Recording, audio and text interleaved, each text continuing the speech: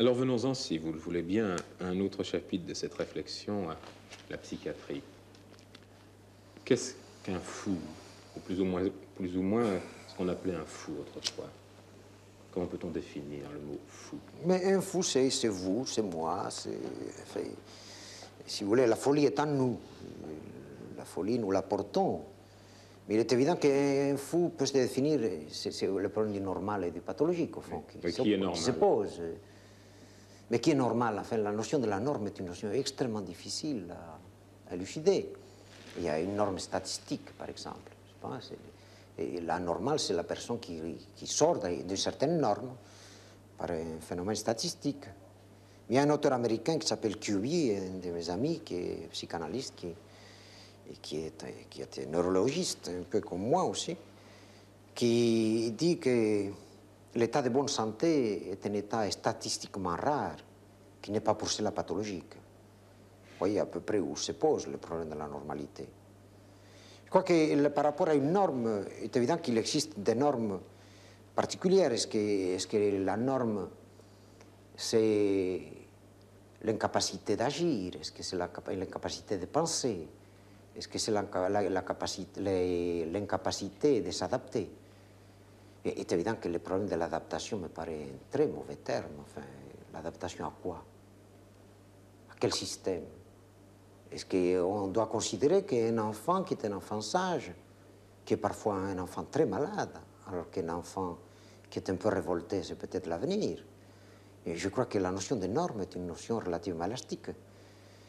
Est-ce qu'un enfant est une personne parfaite est la norme?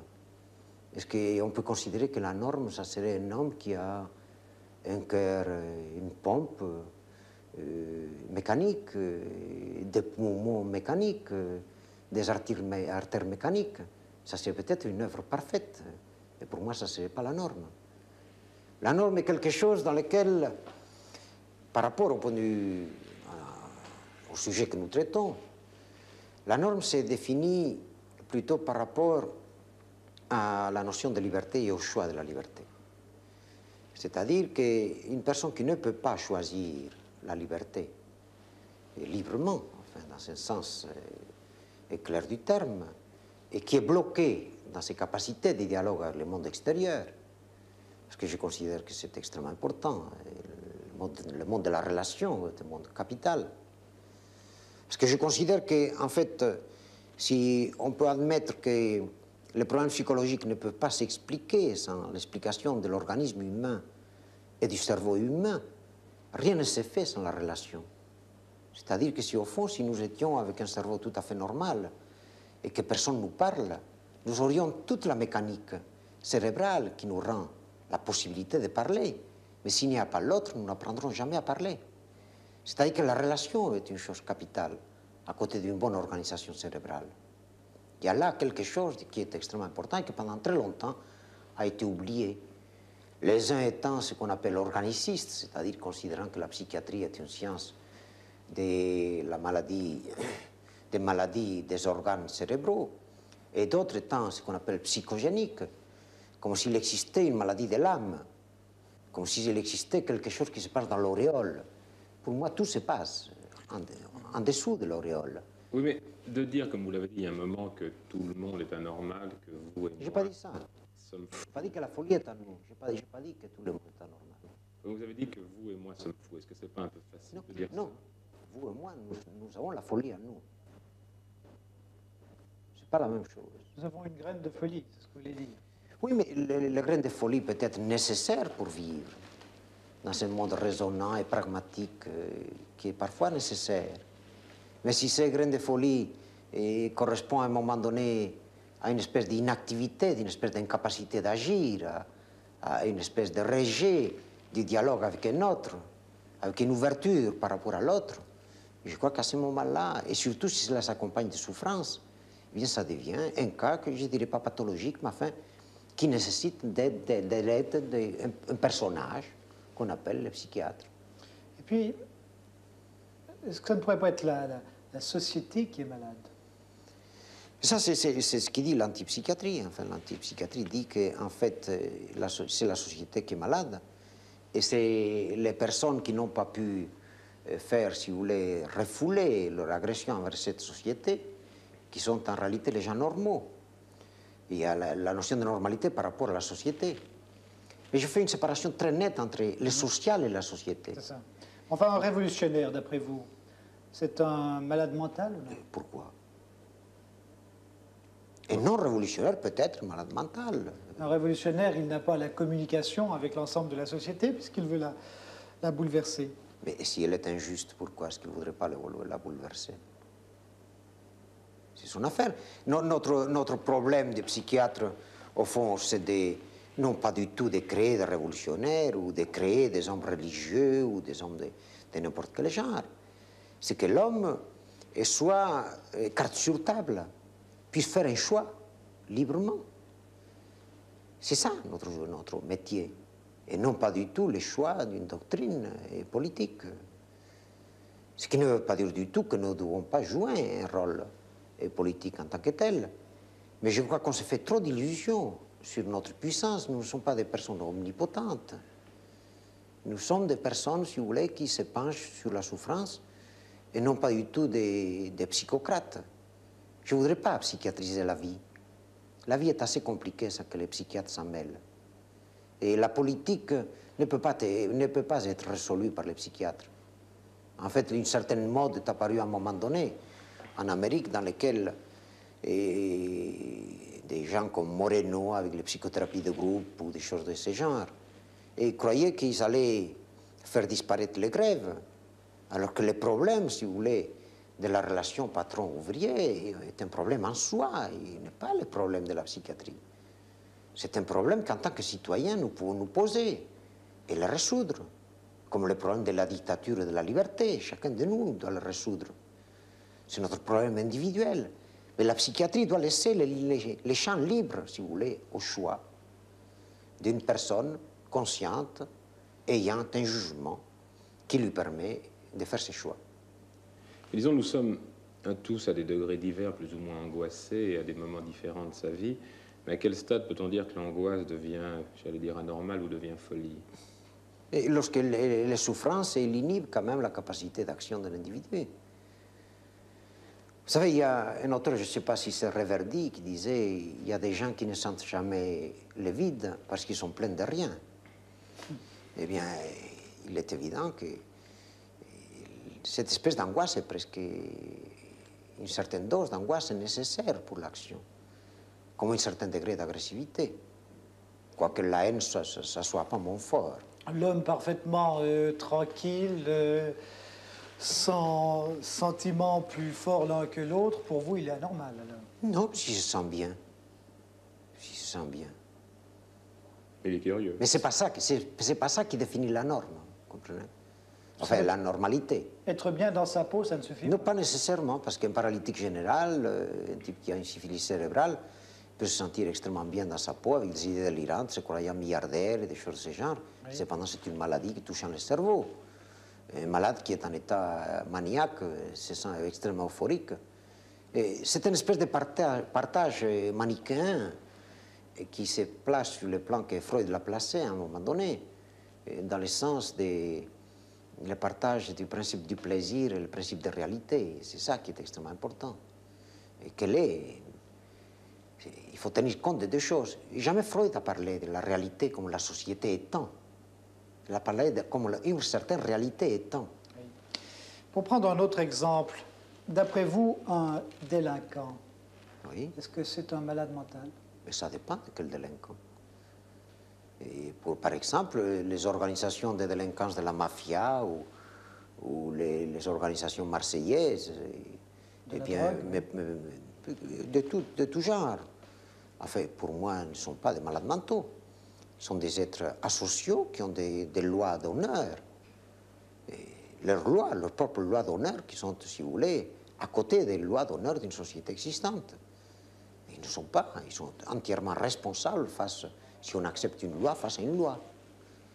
Donc je ne crois pas que nécessairement un délinquant est nécessairement un malade. Vous avez parlé de responsabilité, ce qui nous amène, et de délinquance, ce qui nous amène à évoquer le problème de l'expertise. Oui. Est-ce qu'un expert, est-ce qu'un médecin, est-ce qu'un homme a le droit de dire qu'un autre homme est responsable ou non? Mais cela dépend de qu'est-ce qu'on appelle l'expertise. Enfin, moi, j'ai une certaine conception de l'expertise qui est particulière, mais qui chamboule tous les systèmes. Moi, je crois que j'ai une certaine pudeur. Si vous savez comment se passe une expertise, dans laquelle on fait une expertise et on la donne au juge, on la donne à l'avocat, on la donne même à la personne qui est... Et les jurés peuvent lire l'expertise. Eh bien, je trouve quand même assez invraisemblable. Quoique je considère que dans le système actuel, elle est souvent nécessaire pour la défense de l'individu. Je trouve invraisemblable qu'on mette à nu quand même la vie d'un homme, alors qu'il est considéré, si vous voulez, comme un coupable en puissance, non reconnu. Moi, je trouve ça quand même extrêmement gênant. Et pour moi, c'est évident que je considère que, comme dit Antigone, enfin, eh bien, Créon n'a pas le droit de rentrer dans mon intimité. Enfin. Mais par contre, je considère que l'expertise pourrait être un système extrêmement valable, une fois qu'on a reconnu, si vous voulez, la culpabilité d'un sujet. Notre rôle, ce n'est pas du tout de permettre à un juge d'augmenter une peine. Notre rôle, c'est un rôle médical, c'est-à-dire, si possible, de diminuer une peine et aboutir sur le plan thérapeutique. Donc moi, je considérais que la première chose qu'il faudrait faire, c'est de considérer si la personne est coupable ou non coupable. Sur la base des faits. Sur la base des faits, et non pas du tout sur la base de l'expertise. Et qu'ultérieurement, l'expertise devrait être faite avec les jurés, avec les juges, l'avocat, et dans lequel le psychiatre dirait, eh bien, ceci, il y a un certain degré d'irresponsabilité, il y a des problèmes qui se posent. Et dans l'état actuel des choses, qu'est-ce que nous pourrions faire, si vous voulez? Au lieu d'utiliser l'intimidation ou cette espèce de loi du talion qui existe, est-ce que nous ne pourrions pas faire quelque chose pour cette personne? C'est-à-dire être thérapeute, et non pas seulement être témoin, quand même, d'un fait. Est-ce qu'un médecin peut être uniquement le témoin, et parfois le témoin à charge? Cela, je le supporte très mal. Ce qui n'empêche que dans la situation actuelle, l'expertise est une expertise qui, le plus souvent, est en faveur, si vous voulez, du détenu. Mais je ne supporte pas qu'on dévoile quand même notre vie intime. Si vous voulez, cette espèce de bout qui est notre vie, en nous, en vous, et qu'on le dévoile devant tous les hommes. C'est-à-dire une homosexualité latente, une masturbation précoce ou des choses de ce genre.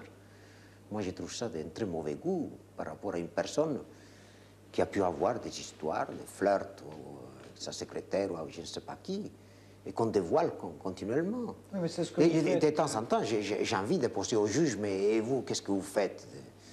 Vous avez peut-être une maîtresse, ou vous avez peut-être... Qu'est-ce que vous faites, vous? Est-ce que vous êtes jamais masturbé? J'ai envie de poser des questions de ce genre au juge, vous comprenez? Enfin, cette découverte de la personne intime d'un homme, c'est ce que vous faites à longueur de journée, non? Non, parce que ça reste dans le cadre d'un dialogue et en fait, nous ne rentrons... C'est pas révélé à l'extérieur, oui. C'est pas révélé à l'extérieur et nous le faisons que dans un but thérapeutique. Et c'est évident qu'une interprétation de n'importe quel type, qui est une interprétation sauvage, qui rate l'intimité et que brusquement on fait irruption dans la conscience d'un individu, peut être extrêmement néfaste pour cet individu. Il faut mesurer ces mots. Vous savez, les psychiatres, c'est pas un homme qui parle beaucoup, sauf aujourd'hui. Mais c'est pas un homme qui parle beaucoup, c'est un homme qui écoute beaucoup. Au fond, nous sommes à l'écoute, si vous voulez, de l'angoisse de l'homme et de la souffrance de l'homme. Non pas du tout parce que nous sommes des personnalités pures, mais parce que nous savons quand même que notre souffrance, eh bien, est projetée dans la souffrance de l'autre. Nous ne sommes pas des gens parfaits. Nous sommes des gens qui reconnaissons nos imperfections, ou que devrions reconnaître. Il est évident qu'il y a beaucoup de choses que nous ne connaissons pas. Mais notre but, c'est de reconnaître ces imperfections par rapport à nous-mêmes et les confronter avec les autres afin de mieux les comprendre. Pour essayer de mieux comprendre encore, pour nous profanes, ce qu'est un fou, j'aimerais vous poser la question, sans vous demander un cours de médecine, bien entendu, quelles sont au fond les origines de la maladie mentale? Oui, les origines de la maladie mentale sont extrêmement diverses. Est-ce que c'est physique? Est-ce que c'est une lésion du cerveau? Tout se passe à travers le cerveau, à mon avis. Ce qui ne veut pas dire du tout que, si vous voulez, je vous ai dit que l'esprit et l'organisation de l'homme se fait à travers la relation. C'est-à-dire qu'il se fait dans une espèce d'espace entre l'un et l'autre. Hein? Il se fait là, dans cette espèce de relation, et qui n'est ni l'un ni l'autre. Dans cet espace se crée notre propre personnalité. Donc pour moi, il peut y avoir des lésions qui produisent des troubles psychiques et d'autres qui sont des troubles de l'organisation de la relation. Et non pas du tout comme le veulent certaines antipsychiatries, qui en réalité considèrent que tout cela se passe sur le plan d'une certaine relation par rapport à la société. Et je crois que Marcus, dans son livre Héros de la civilisation, dans la dernière partie, les premières n'étant pas très bonnes à mon avis, dans la dernière partie, s'attaque aux culturalistes, parce qu'il existe des doctrines culturalistes, et dans lesquelles il dit que le grand tort des doctrines culturalistes, c'est-à-dire qu'ils considèrent que c'est la culture qui crée, si vous voulez, les désordres mentaux, il dit qu'ils oublient quelque chose d'essentiel, que le conflit intrapsychique. C'est le conflit qui est en nous et qui s'est créé par le mode de relation précoce. Je crois qu'une partie de notre vie se joue, si vous voulez, entre 0 et 8 ans, par exemple. C'est à ce moment-là que... Il y a des zones, des périodes, pour moi, entre 0 et 2 ans, c'est très important, entre 2 et 6, c'est très important, et après, à partir du moment où l'école rentre en fonction, alors il est évident que ça pose des problèmes nouveaux, n'est-ce pas? Il est évident que... L'hérédité ne joue pas de rôle, d'après vous? La quoi? L'hérédité. L'hérédité peut jouer un rôle, oui. Dans la maladie mentale? Bien sûr, l'hérédité, les gènes, enfin, les troubles du gène.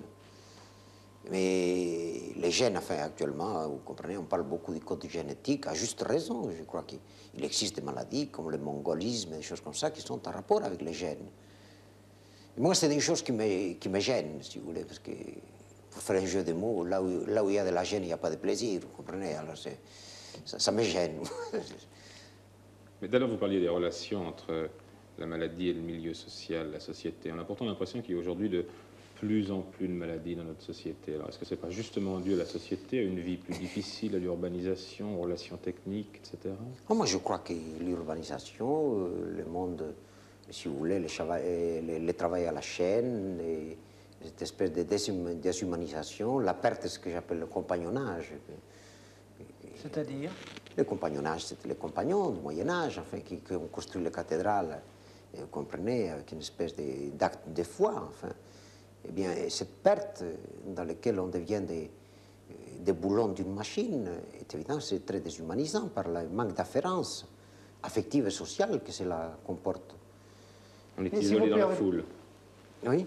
Si vous permettez, excusez-moi, est-on sûr d'abord qu'il y a davantage de maladies mentales aujourd'hui qu'autrefois? Non, c'est pas tellement sûr. C'est pas tellement sûr. Moi, j'ai un texte de la période grecque dans lequel il y a un auteur grec déjà protesté contre le manque, si vous voulez, d'admiration de la jeunesse envers les parents, dans lequel le manque de respect envers la société, déjà à la période grecque, dans toutes les périodes, il y a eu ça. Et nous parlions tout à l'heure... C'est une maladie mentale que le manque de respect, non? Mais oui, mais enfin, c'est pour vous dire quels étaient les problèmes de la morale de cette époque. Actuellement, on parle beaucoup de la jeunesse à ce point de vue-là, mais enfin, à toutes les époques, il y a eu des problèmes de ce genre. Je vous disais tout à l'heure, quand on parlait avant cette émission, que pour moi, la période que je considère la plus impure, entre guillemets, c'était ce qu'on appelle la belle époque. La belle Otero, tout ça, ça me paraît une pornographie, une espèce de provocation extraordinaire. Mais je repose quand même alors ma question. Est-ce qu'il y a davantage de maladies mentales aujourd'hui qu'autrefois? Moi, je crois qu'il y a une tolérance moins grande à la maladie mentale, pour le moins. Ça, c'est une chose très importante. La maladie mentale est moins bien tolérée. Du reste de la société? Le reste de la société. Et la maladie mentale a toujours été considérée comme, à un moment donné, comme une maladie pécamineuse. Elle était très touchée par la notion du péché, par la notion du sacré. Et on en avait peur. À moins que dans certaines sociétés, au fond, c'était, si vous voulez, l'idiot du village et les vieillards étaient quand même des personnes vénérées. Alors qu'actuellement, un idiot, eh bien, il est mal supporté dans le cadre tel que le système tel qu'il existe. Et lorsqu'il existait des grandes familles, la prise en charge d'un malade anormal était quand même une chose normale et banale. Actuellement, c'est plus difficile lorsque vous avez un appartement dans lequel il y a le père qui travaille, la mère qui travaille, etc. Il est plus difficile. Et la société, malheureusement, à mon avis, ne se sent pas concernée par les dégâts qu'elle produit à mesure qu'elle progresse. Ça me paraît. C'est-à-dire que la tolérance a diminué considérablement. Et cette tolérance était en rapport avec une espèce de mythe de la maladie mentale, le mythe de la dangerosité, ce qui est vrai. Enfin, il y a quand même des malades mentaux qui peuvent être dangereux. Mais ce n'est pas là qu'il faut mesurer la maladie mentale. Il y avait le mythe de l'incurabilité, qui est absurde. Parce qu'en réalité, lorsqu'on étudie nos statistiques hospitalières, le nombre de sorties est considérable avant un mois. Il existe 75% presque de malades qui sortent avant 3 mois. C'est que le public ne sait pas. On a l'impression qu'on entre ici, qu'on entre ici et qu'on n'en sort plus. En fait, je fais une différence quand même considérable, très importante entre la maladie physique et la maladie mentale, entre l'hôpital et l'hôpital psychiatrique ou la clinique psychiatrique. On a l'impression qu'on rentre à l'hôpital afin de ne pas mourir, alors qu'on rentre à l'hôpital psychiatrique afin de mieux vivre. C'est ça.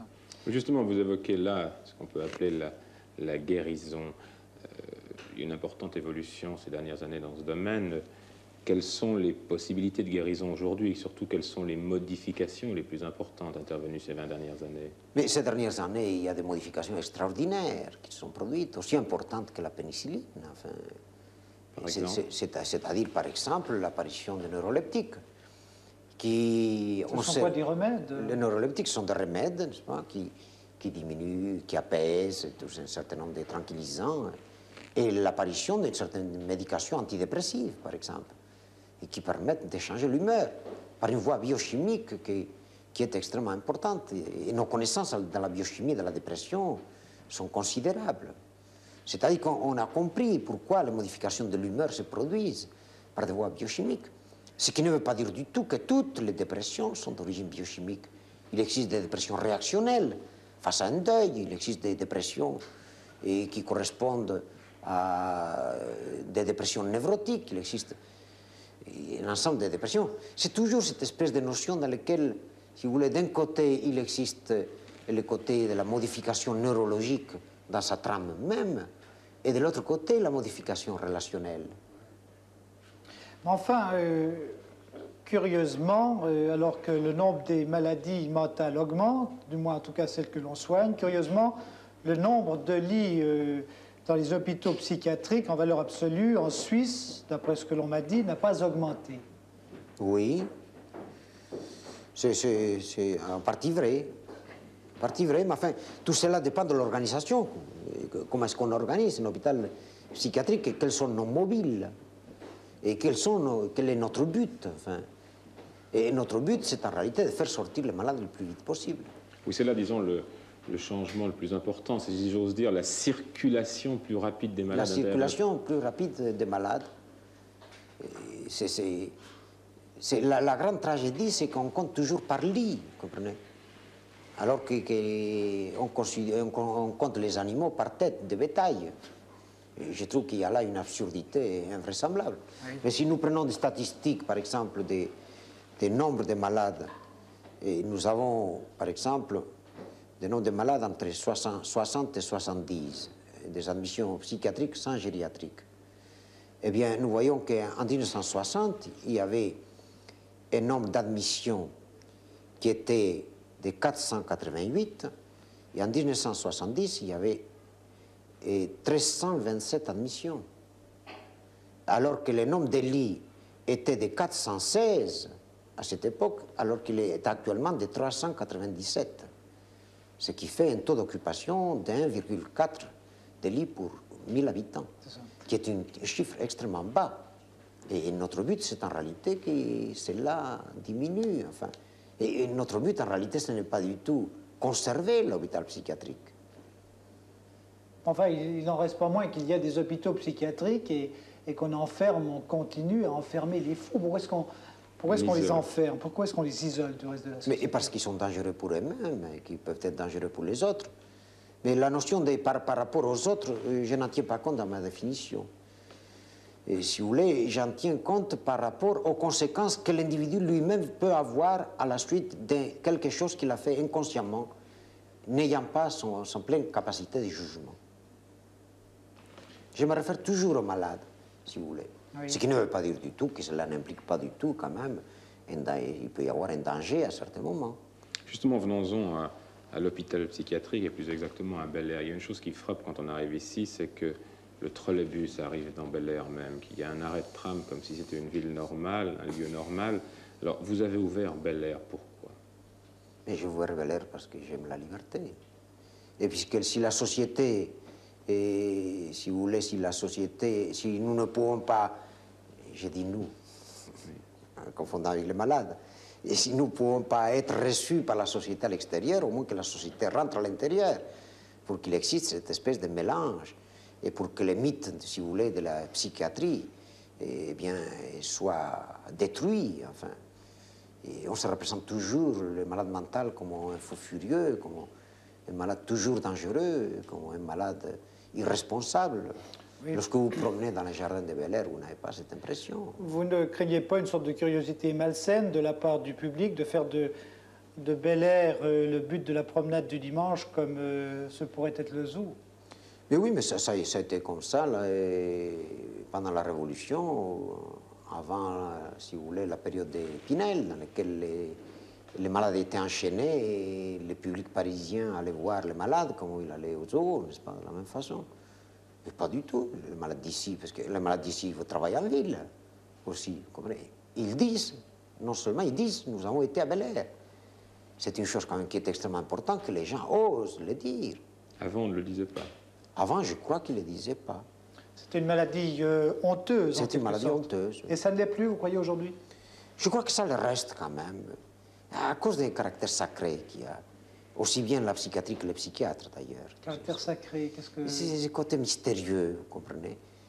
Et un côté, c'est quand même extraordinaire que les maladies du corps soient tellement respectées et que les maladies de l'esprit soient tellement redoutées et rejetées. Enfin, c'est-à-dire que dans un monde dans lequel nous vivons sur le mode de l'aliénation, dans le sens marxiste du terme, enfin, il est évident quand même que c'est absurde que l'aliénation, dans le sens psychiatrique du terme, soit tellement redoutée quand même. Mais moi j'ai l'impression que la population comprend pas mal. Et chaque fois que nous essayons de faire des insertions quelque part ou que les personnes vont chez des gens, eh bien, l'autre jour, j'ai vu une malade, enfin, c'est un exemple, c'est parce que c'est avant-hier, dans lequel une malade qui travaillait en ville et qui est venue me dire, professeur, vous savez, j'ai mon employeur, eh bien, il ne demande pas mieux qu'avoir des gens de Bel Air. Il dit que c'est des hommes comme les autres. Vous vous rendez compte où nous étions, quand même? De considérer la maladie de l'esprit comme une maladie honteuse, comme une maladie de ségrégation. Et vous remarquerez que dans presque tous les pays, les hôpitaux psychiatriques sont à l'extérieur des villes. Oui. Et ici, c'est à l'extérieur de la ville. Actuellement, Bel Air est Bel Air. Et pour moi, Bel Air est Bel Air et Genève est la banlieue de Bel Air. Et quelle liberté accordez-vous aux malades? Ils peuvent sortir, ils peuvent faire ce qu'ils veulent? Ça dépend des cas. Pour la plupart, ils peuvent sortir, ont un week-end, ils travaillent en ville. Et nous avons des ateliers à l'extérieur. Enfin, nous avons des ateliers de 100 malades, plus de 100 malades, dans lesquels les gens habitent chez eux. Et nous avons évidemment que tout cela n'aurait pas été possible si nous n'avions pas une organisation extra-hospitalière qui est très importante. On ne pouvait pas ouvrir les hôpitaux psychiatriques sans prendre responsabilité face aux personnes qui les craignent et être là, si vous voulez, pour les épauler. Pas du tout dans le sens, si vous voulez, que nous soyons les hommes forts, mais nous sommes peut-être en partie considérés comme des personnes qui savent. J'aime pas beaucoup les personnes qui savent, comme ceux qui croient dans les vers des Prévert, vous comprenez? Enfin, mais en fait, cependant, on est considéré comme ça, le personnage du psychiatre est un personnage qui est considéré comme un peu comme maléfique, bénéfique. Et vous croyez donc qu'il faut supprimer toute ségrégation, ou presque toute ségrégation, entre les malades et les gens normaux? Je crois que l'avenir de la psychiatrie sera là. c'est-à-dire dans la disparition de l'hôpital psychiatrique. Vous avez dit une fois... Oui, mais enfin, excusez-moi, il me paraît qu'il y a... Ce qui ne veut pas du tout dire la disparition des problèmes, des conflits personnels. Bien entendu, mais enfin, il y a, disons, des fous dangereux. Il y en a, oui, bien sûr. Si vous supprimez les cliniques psychiatriques, où est-ce que vous les mettrez? Oui, mais ils seront soignés rapidement. En 2 jours, ils seront, si vous voulez, soignés dans l'avenir, peut-être. Et si on les soigne en 2 jours, il n'y a pas de problème. On n'a pas besoin de faire de grandes institutions. Parce que l'institution, en tant que telle, est une maladie, ce que nous appelons l'hospitalisme. C'est-à-dire qu'il se crée un hospitalisme qui est une espèce de cancer, enfin, dans lequel l'aliéniste et l'aliéné vivent dans une société aliénée, et tous ensemble, et d'une manière rassurante. C'est le problème du colon et du colonisé, vous comprenez, oui. Dans lequel le mythe du colon eh bien, ne peut pas exister s'il n'y a pas une espèce de mythologie du colonisé aussi. Enfin non, on l'a bien montré, ça. Oui, mais vous avez dit un jour, je rêve que chaque malade puisse être enfermé avec son mousqueton, faisant allusion, bien entendu, aux malades suisses. Est-ce qu'il n'y a pas là un peu un rêve irréalisable? Est-ce qu'en fait, finalement, vous allez quand même pas beaucoup trop loin dans le libéralisme ou dans le rêve? Mais j'ai dit je rêve, d'ailleurs. Je m'excuse, je crois que je me dis je rêve. Et vous pensez que c'est un rêve réalisable? Moi, j'espère, oui. Mais, vous savez, je n'aime pas particulièrement les mousquetons. Ça, il ne faut pas croire quand même que mon idéal, c'est d'avoir un mousqueton. Je ne sais pas l'employer, ça ne m'intéresse pas. Et c'était par rapport à la chose helvétique. C'est que c'est quand même... l'homme suisse a les mousquetons chez lui, vous comprenez? Et mon rêve, ça serait que... Enfin, vous prenez là des risques considérables, non? Souvent, oui. Considérables ou pour le malade ou pour l'entourage. Souvent, oui. Souvent. Mais si un accident arrive... Et qu'est-ce qui se passe si on ne prend pas de risque? Si on essaie d'avoir peur d'une tentative de suicide, si on a peur d'une espèce d'acting à l'extérieur, je voudrais qu'on fasse, par exemple, qu'on prenne la région de Schönbourg et de savoir combien d'activités dites criminelles ou d'activités dites punitives peuvent exister. Je suis convaincu que c'est une région qui n'est pas particulièrement dangereuse ni criminogène. Si on faisait la quantité de vols, la quantité de choses, des vols de vélo ou des choses comme ça, dans n'importe quel quartier de Genève, je crois que... D'ailleurs, ce problème du vol est évident que c'est un problème. Voler une bicyclette,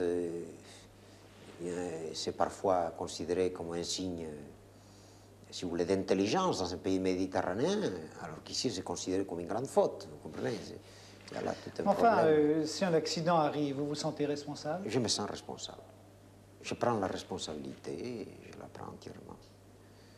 Mais si je ne faisais pas comme ça, eh bien, ce qui s'est passé, c'est la ségrégation de 700 malades. Je ne peux pas supporter que 700 malades soient bouclés à cause d'un risque. Et je suppose que les malades non plus n'accepteraient pas ça.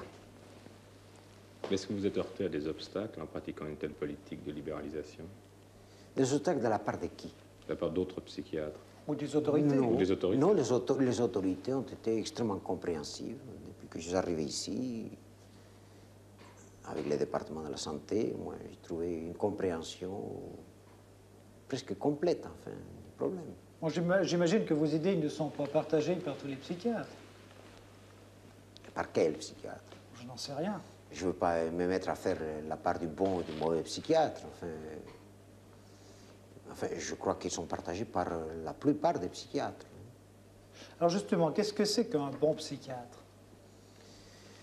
Un bon psychiatre, c'est un homme qui n'est pas un juge, qui est un témoin d'une certaine souffrance, et qui essaie, si vous voulez, en se projetant sur autrui, d'essayer de le comprendre, en tirant un bénéfice soi-même. Parce qu'il ne faut pas oublier que, si vous voulez, dans chaque traitement que nous faisons, dans chaque conversation que nous avons avec l'autre, nous en sortons enrichis, et parfois diminués dans notre orgueil. Vous savez, notre orgueil prend des drôles de coups quand même, lorsqu'on interroge d'autres personnes et que nous sentons que ce qu'on appelle les défauts, ce qu'on appelle et les non-vertus, nous les retrouvons chez nous-mêmes, et nous les découvrons sans cesse. C'est pour ça qu'au fond, un bon psychiatre, c'est un homme qui doit être continuellement dans une certaine autocritique et qui ne doit pas ronronner dans son activité. J'ai dit parfois que de temps en temps, je me sens, comme dirait Valérie, immobile à grands pas, ce qui est un grand défaut.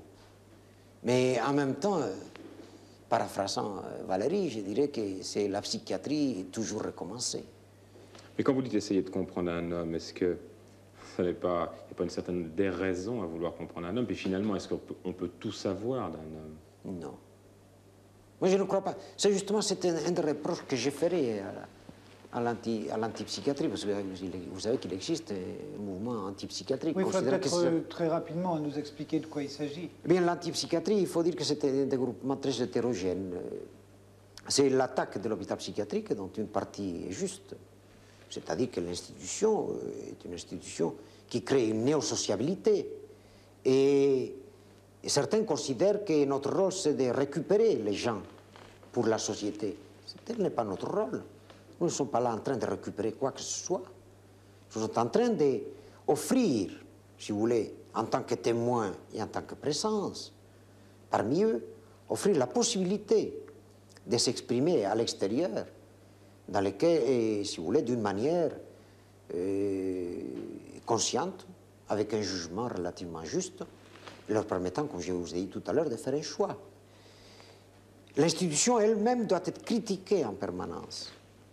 Mais il est évident que c'est nous qui devons la critiquer. Nous devons la critiquer à cause d'un certain nombre de connaissances que nous avons. Et l'antipsychiatrie est aussi une espèce de notion dans laquelle on considère que c'est la société qui est fautive de la maladie mentale. Mais la société est fautive, enfin, nous venons à une espèce de rousseauisme, vous comprenez, qui me paraît extrêmement dangereux. Enfin, et tout le monde sait depuis Freud que l'enfant est un pervers polymorphe. Je ne vois pas, je suis très loin quand même de la notion rousseauiste, oui, de cet homme parfait que la société déprave.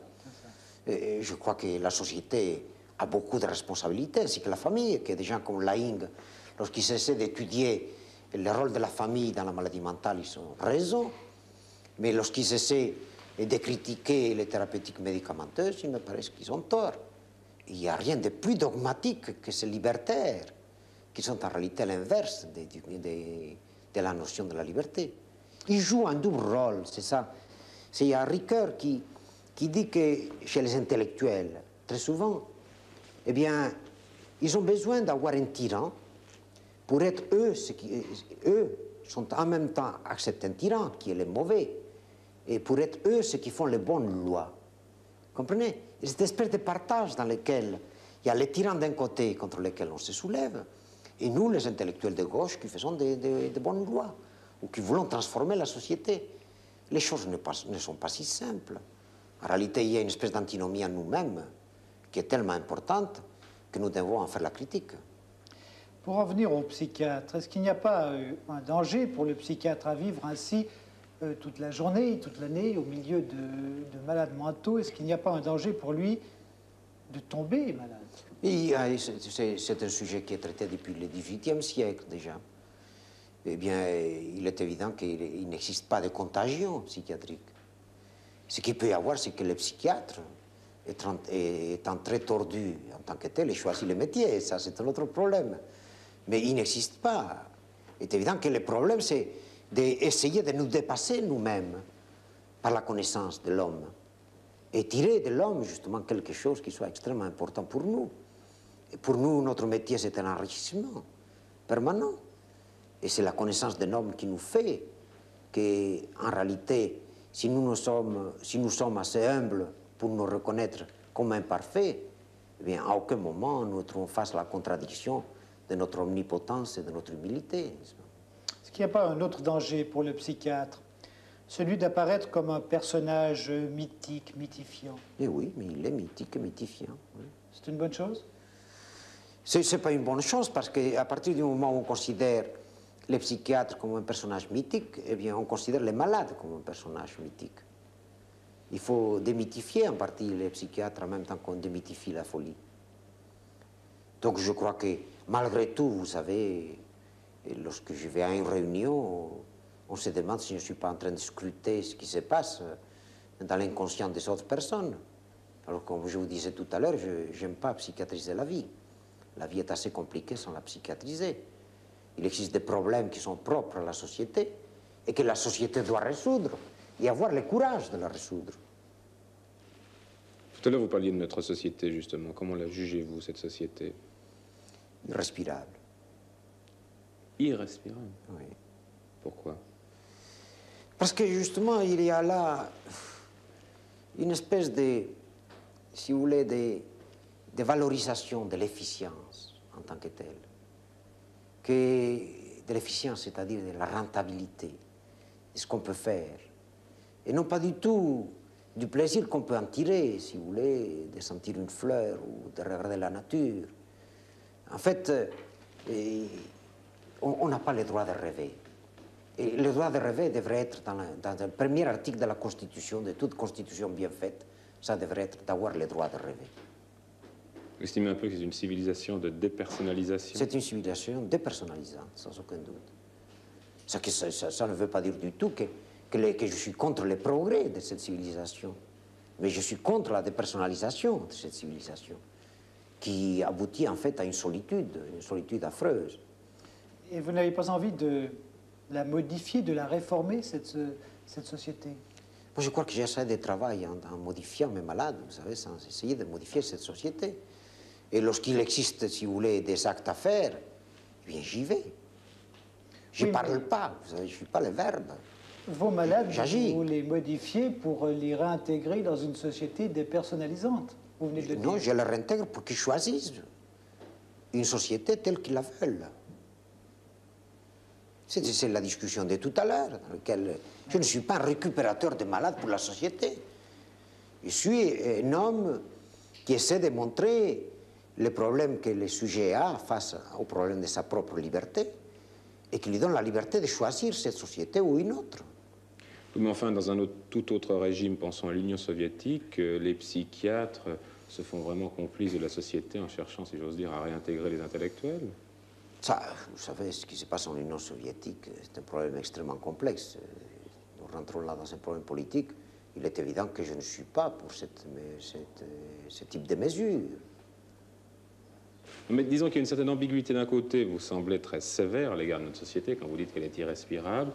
De l'autre côté, en quelque sorte, vous permettez à ceux qui sont en quelque sorte anormaux, vous leur permettez de réintégrer la société et l'ordre. Qu'est-ce que vous voulez que je leur dise? Qu'ils se mettent à taper sur le premier flic venu pour qu'en réalité, ils ne puissent pas vivre ultérieurement, qu'ils aillent en prison?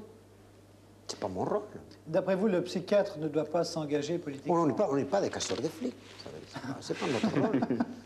Mais vous ne pensez pas qu'il doit... C'est qui sont des casseurs de flics, qui cassent des flics, ça c'est leur affaire, mais c'est pas notre rôle.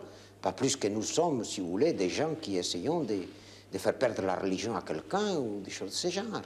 À aucun moment. Je repose ma question. Vous ne pensez pas que le psychiatre doit s'engager politiquement? Je crois que tout psychiatre est engagé politiquement, oui. Dans quel sens? Mais dans le sens qu'il choisit. Mais vous nous avez dit tout à l'heure que vous n'étiez pas engagé. Comment que je n'étais pas engagé? Non, que je n'engageais pas les autres. Et le fait que je suis engagé, c'est que j'ai fait ce que j'ai fait dans ma vie et que je suis prêt à recommencer. Vous êtes engagé très à gauche. Mais très à gauche, qu'est-ce que ça veut dire? C'est pour mettre une étiquette. Oui, c'est une étiquette qui est une étiquette qui est fausse, à mon avis. Il n'y a rien qui m'énerve autant que les titres intellectuels de gauche. J'ai pas dit intellectuel. Oui, mais moi je vous dis, moi. Est-ce qu'on peut être psychiatre et réactionnaire? Je sais pas, je crois que dans l'ensemble, il est très difficile d'être réactionnaire lorsqu'on est psychiatre. Mais tout cela, c'est très variable. Qu'est-ce que ça veut dire, réactionnaire? Il y a des gens qui sont peut-être des partis qui sont considérés comme des partis de droite et qui sont extrêmement libéraux, par exemple, et qui peuvent être extrêmement valables et comprenant l'homme, si vous voulez, dans un sens qui leur est particulier. Et il y en a d'autres qui sont de gauche et qui ne sont pas pour la liberté. Eh bien, C'est pas, moi, j'ai pas de problème de ce genre. Enfin, j'ai mes convictions personnelles. Lorsque le moment de s'engager s'impose, je ne fais pas un discours. Je n'ai jamais fait de signature dans des manifestes intellectuels, sauf une seule fois dans ma vie, avec Piaget et un certain nombre d'autres, lorsqu'on a discuté de la psychologie dans l'armée. C'est la seule fois que j'ai signé un manifeste. Et vous comprenez, signer des manifestes, c'est facile. Mais entrer dans une guerre ou dans quelque chose comme ça, eh bien ça, c'est pour ça que j'ai une certaine admiration envers Malraux, malgré tout, avec son côté lyrique, lorsqu'il se place actuellement, lorsqu'il dit « j'irai au Bengali me battre », parce que je trouve que c'est quand même, il essaie de combattre une cause juste qu'il considérait comme une cause juste lorsqu'il s'est engagé, comme il le démontre dans son livre « L'espoir ». Enfin. Vous seriez prêt à faire la même chose que Malraux? Moi, je serais prêt à faire la même chose que Malraux. Mais ça dépend des circonstances. Si parce que vous comprenez, il n'y a pas seulement les Bengalis qui sont malheureux, mais malades aussi sont malheureux. Vous comprenez? J'ai un travail à faire ici. Il y a les Bengalis, il y a le Soudan du Sud, il y a le Vietnam. Il y a beaucoup de gens enfin, qui sont malheureux. Alors, je comprends très bien, par exemple, la réaction de certaines personnes qui font la grève de la faim pour le problème du Bengali, par exemple. Je voudrais, si vous le permettez, vous poser une dernière question, car il nous faut malheureusement rendre l'antenne. Vous avez dit que la psychiatrie est l'art du bonheur difficile à atteindre. Vous l'avez déclaré ici même, il y a une année, à Noël. Est-ce que vous estimez avoir accompli des progrès sur le chemin du bonheur? Personnellement? Oui. Mais je crois que je trouve mon bonheur quand même dans mon activité. Et n'étant pas capable de faire autre chose, eh bien, je trouve quand même que c'est pas mal de trouver le bonheur dans son travail. Mais il est évident que ce bonheur, c'est un bonheur qui se fait à travers l'autre. Je ne me permets pas, enfin, jusqu'à un certain point, d'avoir des bonheurs gratuits. C'est peut-être un côté maladif de ma part. Mais vous appelez des bonheurs gratuits? Les bonheurs dans lesquels d'autres ne participent pas. Il y a là quelque chose qui me paraît extrêmement grave. Je crois que je dois participer avec les autres à un certain bonheur. Tant qu'il existe des malheurs dans le monde, je ne suis pas heureux. Tant que je fais quelque chose pour quelqu'un d'autre, je suis heureux. Et vous savez, il faut considérer quand même que notre but, c'est pas un but extrêmement précis. C'est avoir une espèce de respect d'une certaine image de l'homme, qui est en même temps, si vous voulez, admirable et misérable. Et je crois que c'est ça. Et en paraphrasant Malraux, qui dit que la vie ne vaut rien, mais rien ne vaut la vie, je vous dirais que l'homme ne vaut rien, mais rien ne vaut un homme. Eh bien, grâce à vous, grâce à votre franchise, je crois que les téléspectateurs n'auront pas seulement découvert un aspect de la psychiatrie, mais plus exactement la conviction d'un homme, de l'inviter d'En Direct Avec. Je vous remercie.